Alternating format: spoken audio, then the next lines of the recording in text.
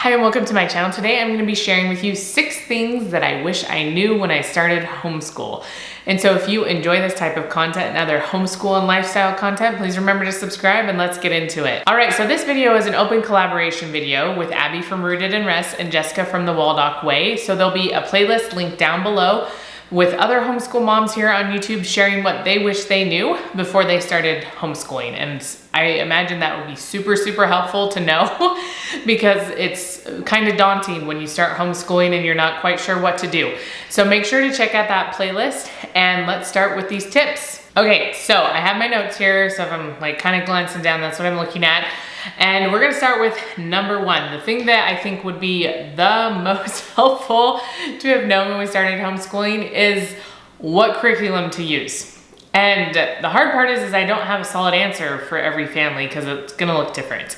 But we tried a lot of different curriculums, okay, over the years. And I wish at the beginning I had just known that the good and the beautiful was gonna be the best fit for our family. And I feel like it's a good curriculum for anyone to try out just because when you're starting out, it can be so overwhelming to try to pick through all the different types of curriculum, and especially if you break down language arts and you want to find art curriculum and grammar curriculum and spelling and on and on and on, you know, history, geography. The Good and the Beautiful has that all together in their language arts. You know, and math is a spiral approach to learning, which I really love. And so you don't have to think of reviews for the math. It's already built into the curriculum.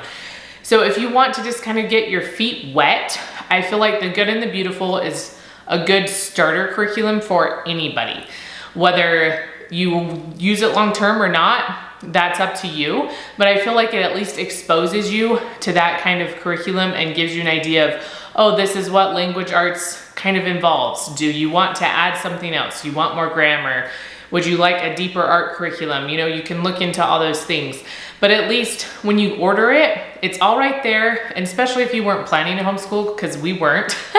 It was a very we pulled our son out of school and we're homeschooling sort of thing, not a planning. We didn't get like years and years of planning. It wasn't always my plan when I started having kids. And so if you don't have that kind of plan already in place, then I feel like it's a good curriculum to just be able to hit the ground running basically and jump into homeschool instead of having to research for hours and hours and then wait for all the curriculum to get there. So I feel like that's a good curriculum for anybody to start with, and it's the one that we've settled on as what we love the most. Okay, and then the next thing I want to mention in relation to my first point, this is all still part of the first point, is you don't need a lot of curriculum to teach. I think sometimes we think we need all the things and we have to, again, you know, The Good and the Beautiful is nice because it has all these concise lessons put into one thing. And so you can kind of see how, you know, if you want to spend more time in certain things, then you can look for a curriculum that allows you to do that. But you don't need all the things to start. We had a math book and that was really it for a while. But then I started getting so many other things. I'm like, oh, this looks fun, or we should try this, and then we should try this. And I ended up with a lot of stuff we just didn't use. And so it's looking back now, I would have told my past self, like, you don't need a whole lot of stuff to start homeschooling. You just forget those things, pick like 1 or 2 things to get started, especially if you're starting in kindergarten or first grade. Like, you don't need complicated stuff. So just pick some simple curriculum things and get started. And then the second point on that is you don't need to spend a whole lot of money. Okay, there's a lot of free online resources. Again, there's with The Good and the Beautiful, a lot of their resources are available online. You have to pay, you know, yourself for the printing and stuff. But they have, you can order from them and, you know, pay for it that way, or you can have their downloads and then you print them yourself and bind them. So I guess you'd have to work out how much each costs, and maybe you don't want the whole, you know, curriculum, so you just print out what you want. And so that might be cheaper that way as well. But there's so many like free resources out there that you can look at that you don't need to spend lots of money. And that's something else I would have told myself even just in the first several years. Even now I have to catch myself and be like, do we really need this? Are we gonna use it? Like, is it really gonna be effective? Because there's a lot of things that look super fun, or you wanna try new curriculum when it comes out, But if you have stuff that's working, just use what's working. You don't need to try something else. And I think that's kind of how I was for several years. I'm like, oh, we'll try this and we'll try this and see if this is better. Where in reality, we probably had some things that were already doing well for us, and I didn't need to go spend more money to try something different. The second thing that I hear a lot from homeschool moms or from people that don't homeschool at all is they feel like they don't know enough to be able to teach. And I want to say, you don't need to know a whole lot to be able to teach your children, especially if you're starting in the younger grades, because it's very simple. Most of it's very simple. A lot of it, you know, they come with answer keys and all that kind of stuff, especially as they get older, there's answer keys. And there's a variety of types of learning. So if you know that you're not very good at teaching a certain subject, then find something where there's like an online program where there's an online teacher or a tutor or something like that that you can use instead. And that will help you feel a little bit more comfortable doing that, right? So find things that work a little bit more to your teaching style. But I think it's a huge myth if we think we're not competent. Okay, I feel like we know a lot more than we think and give ourselves credit for knowing. And if we can learn along with our kids too, as we go through their different curriculums, and we'll remember a lot. I almost guarantee that we'll remember a whole lot as we start to go through with them. And I've even learned so much too, like with language arts, it's not a strong subject of mine like grammar and writing and stuff like that. And I'm like, wow, this is the rule. This would have made my life much easier if I'd known. Maybe I did know it, I just forgot, I don't know. But you don't have to know a lot to start homeschooling, okay? You'll learn with your kids, you'll learn as you go along, you'll probably have a desire to just learn more, because that's kind of how I've been, like, how does this work, or how does this work? And it's just really fun, because all of a sudden you are back in school too, and some of you are like, I don't want to be back in school. I didn't like school, but this is different. I feel like it's just way different, and you get to dictate your own learning and your kids' learning, and it just becomes more fun, I feel like. So don't put yourself down. You know more than you think you know. The third thing I wish I had known about is just the resources for homeschooling. And so here in Utah, we have My Tech High. It's also available in Oregon. I know in California, we lived there just for a year, and my son was in kindergarten, and we homeschooled for most of that year. And they had resources there, but since we were gonna be moving so soon after we initially moved there in the first place, I didn't look into all those resources. And so different places you live hopefully have different resources. I know some states are better than others about those resources, but kind of fill those things out, because there are probably a lot more homeschooling resources than you think. And along with that, so that's like places you could get money or support that way, or curriculum, you know, that way. But there's also a lot of groups, like homeschool groups. So get on Facebook. I don't know if they have them on Instagram. All the groups I'm a part of are on Facebook. So I don't know what the new thing is nowadays.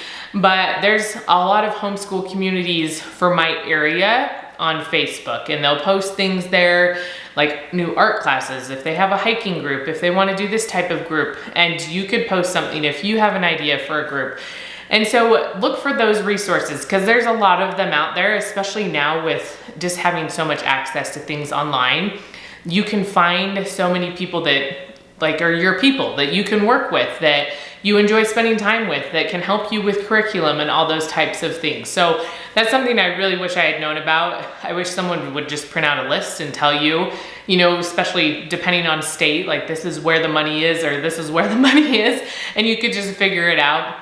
I know in Utah, we were part of one charter school for a while that had something like one day a week.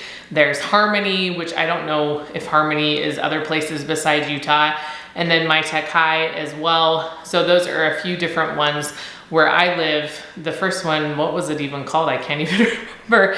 It was based down in Utah County, and then they had distance learning programs throughout the state. So that's what we were a part of for a little while. But there's different programs where you live. So you just have to be able to be willing to go look for them, or find the Facebook groups, because that's where I heard about all these other groups, is on Facebook. So find those groups and, you know, ask them questions. Be willing to put yourself out there to figure out what you want to know about homeschooling. The fourth thing I didn't know when starting homeschool was how hard it would be and how rewarding it would be. And so it's both sides, right? There's the opposition in all things. And so it's hard with multiple kids, and we're in a hard stage right now just because I have a toddler that's really insane. He's extremely loud and very stubborn, independent, all the things, and can get into everything. And so we're in that hard stage again. Even though I have big kids, we have this toddler that's a little bit of a nuisance. And so we go through stages, which I think is hard because you're having to adapt constantly. Like, okay, where are we at? You know, we had gotten into a good stage, then we ended up with a 5th child, and then we had a 6th child. So then you're just constantly adjusting. But then the rewards are so great. Like I said earlier, with learning and thinking you don't have the ability to teach because you just don't know that much, I feel like homeschooling has inspired me to learn more. You know, not even what my kids are learning necessarily, but just my desire for learning. I think it's so fun to learn, read more books that I'm interested in, and just do different things that interest me. And that's come because of homeschooling. And then we get to work together as a family. We get to study the scriptures more as a family. And even though my kids are frenemies, in the best and worst sort of ways, it's just great. Like it's so hard sometimes, but then when they're friends and they're playing together and they just have these built-in friends, it's really great. So it's gonna be really hard, but there's also a lot of rewards. So I think in the beginning, you need to understand that's how it's gonna be. Otherwise, you probably will just wanna give up and throw in the towel in the first year. The 5th thing, I feel like I had a little bit of understanding on this just because of my bachelor's degree in human development, but it's socialization. This is something that comes up all the time. Like, it's always one of those first questions people ask about homeschooling. Who are your kids gonna interact with? How are they gonna be social? And I had a sort of a handle on it when we started. I'm like, who cares about that? Like, obviously you don't know what it means to be social or to socialize. And I'm not a very social, is in the way I want tons of friends or have to be surrounded by people all the time. I'm more of an introvert. But to me, when I hear the word socialization, I think of how I want my kids to act around other people and how I want them to interact with other people. And if they're constantly around kids their own age, how are they going to learn how to interact with anybody else? Have you watched kids like 8-year-olds or 5-year-olds or 7-year-olds or whatever interact with each other? Sometimes it's very painful, sometimes it's very mean, they don't necessarily know how to interact. But guess what? Our kids are around us all day. And so hopefully I'm nice, I don't know. Hopefully they're learning good interaction skills for me. If not, they are for my husband, because he is very, very social, charismatic, all those types of things. So they can learn from him. But they're able to learn appropriate ways to interact with people. And my kids talk to adults better than most kids that I know, like in our area, and just other kids I've tried to talk to. Like, I've tried to talk to kids or say hi or ask them how things are going, and they just won't talk to me. Maybe my kids are just starving to talk to people, and that's the problem. But they'll go up to people all the time. They go up to people in church. They talk to some of the older women in our congregation and ask them how their week was and how things are going. And this is like my 10-year-old and my 6-year-old daughter that are doing this. Okay, they're learning how to interact with other people in good, wholesome ways. And I think that's what's the most important. And then as far as friends, again, like I said, they're frenemies. They're gonna be each other's best friends, and it's gonna be fine. But right now, there's lots of conflict going on. And so I think that's more important. Yes, they don't need to go to school to find a best friend because they have best friends already in their home.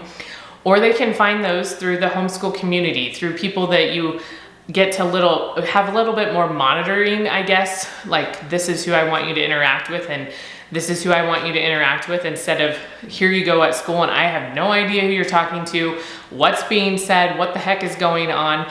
And so I feel like socialization is just one of the silliest and funniest things that people ask about homeschooling. And if you are worried about it as, you know, thinking about homeschooling or being new to homeschooling, just forget it. Put that question like in the back of your head, because your kids will be fine, okay? They're interacting with you and you're creating good interactions for them.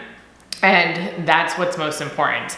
That's how you want them to learn to interact with humans anyways. You don't want them to be taught by children how to interact with adults. Okay, we have a friend. She's probably getting hungry, so we'll see if she'll last for a second because I'm almost done filming this video. But the 6th point is the importance of taking breaks. And I think sometimes, depending on your personality, you are like, this is our schedule, we're sticking to it with homeschool. Some people aren't like that. I'm a little bit more schedule oriented and have gone very lax compared to what I tried to do at the beginning of homeschool. And some people still are on a very strict schedule years and years into homeschool. And we do stick to a schedule, but I don't plan nearly as much as I thought I would. And then other people don't have a plan at all. Again, personality greatly impacts this.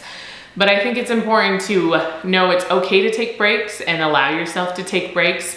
You know, if you guys are getting a little burned out, if you're all a little bit tired, then take a break. Take a day off or take a week off and come back. Like, your kids will be okay. I think that's so important for you to know when you start homeschooling, like taking these breaks, or, you know, if you're not ready to start homeschool as soon as you pull them out of school, if you have to take a break at the beginning to get ready, everything will be fine. Your kids will be fine. They're not gonna fall behind and they'll keep moving forward. You guys will start again and you'll move at their pace and be where they need to be, and it will all work out great. And I think a lot of people have a really hard time with that.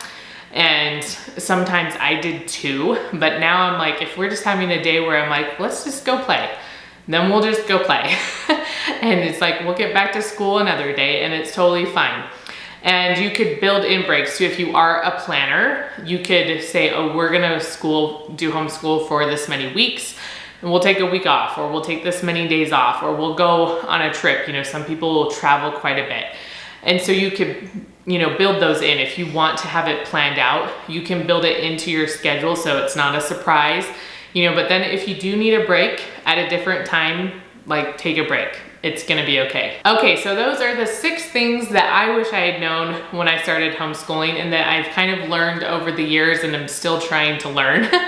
And remember to check out the playlist link down below, because I'm sure there's a whole lot of really good tips that will be coming in. And give this video a thumbs up, and I will see you next time.